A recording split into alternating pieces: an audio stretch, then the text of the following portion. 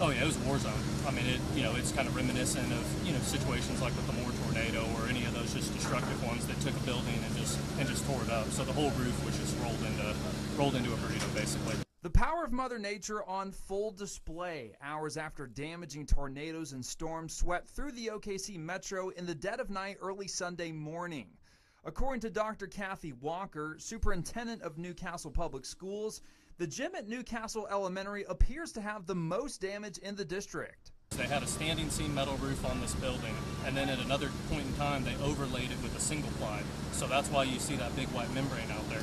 So what happened was the wind got underneath the membrane, picked the white membrane roof up, and rolled up the metal at the same time, and probably 3/4 of it was sitting in the parking lot with nothing left but the insulation on the building. In a statement made on Facebook, Walker says the elementary school will hold class virtually Monday and Tuesday, and that the school's principal will reach out to parents with additional information about how those virtual days will work. As it goes for the rest of the district, schools will have a normal in-person school day on Monday. State Superintendent of Education Ryan Walters also responding to the storm's damage, saying in part, quote, "Last night's storms have caused significant damage and uprooted lives across our state, including considerable damage at Newcastle Elementary School. I have directed all available OSDE resources to assist our schools and communities during this emergency." Destruction after what people in southeast Oklahoma City thought was a typical thunderstorm. Katie Anderson and her husband Jackson were jolted awake early Sunday morning. We woke up to the National Weather Service alerts on our phones, and it took us a second to understand what it was. Debris crashing into their backyard, including someone else's boat. Plus, the weight of the rapid rainfall caused their roof to collapse in multiple places, including just feet from their bed. I could only see when there was flashes of lightning as we were going, but it was just random things moving. So it wasn't just your normal thunderstorm. Anderson was living in Shawnee when the April 2023 tornado damaged her home there. She moved to southeast Oklahoma City only to experience another destructive storm less than 2 years later. The fact that we woke up is a miracle. Every single thing is replaceable, but the people aren't. And so for us to walk away with absolutely no injuries, no issues at all, that to me means way more than whether or not I have a couch or a roof. In comparison to what some of her neighbors are experiencing, she says they are lucky. Vehicles flipped, lost roofs, or complete second stories gone.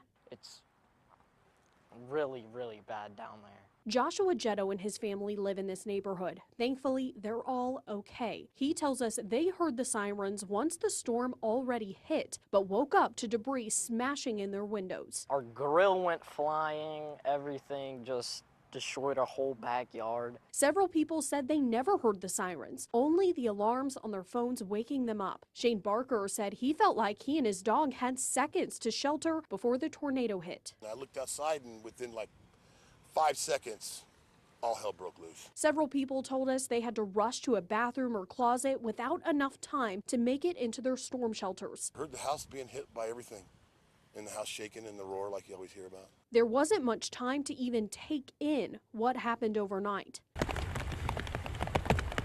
With thunderstorms continuing to roll through while people try to clear debris and salvage what they can. There's no rhyme or reason to what is damaged in a tornado, and it just feels like a very surreal experience.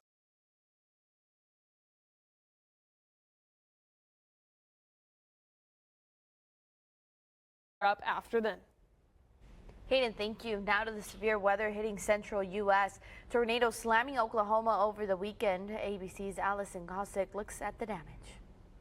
This morning, a trail of destruction after multiple reported tornadoes tore through parts of Oklahoma, one touching down in Oklahoma City. Nearly a dozen people injured. It was really, really heavy rain that woke us up and some thunder.